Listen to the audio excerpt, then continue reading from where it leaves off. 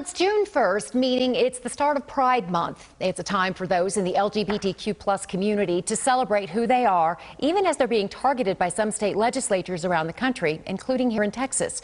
Our Nick Starling joins us now to explain the current climate for this community and how local leaders are responding. Nick?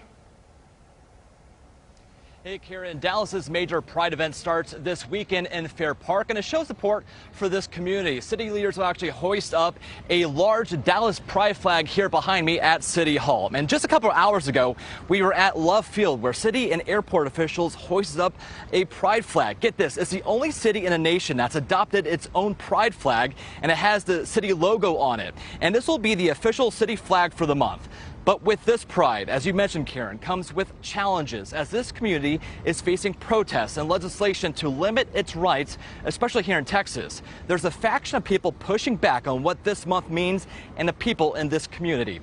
One bill on Governor Abbott's desk would restrict drag queens and who they can perform in front of, such as if they're in front of a minor, they can get fined. Other bills will limit trans women competing in sports and trans children from having access to puberty blockers. I asked the Dallas Deputy Mayor Pro Tem, who is an openly gay man, about this.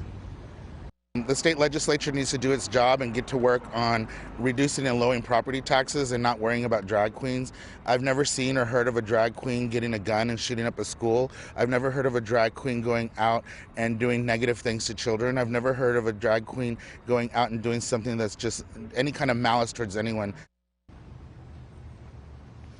As I mentioned, the big Pride Festival and Parade is this weekend at Fair Park. And I did reach out to Dallas police about security efforts, and they told me they're constantly monitoring for events and shares intelligence regarding any potential threats. At this time, they tell me there are no but credible threats at this time. But again, if you see something, say something, and police will respond.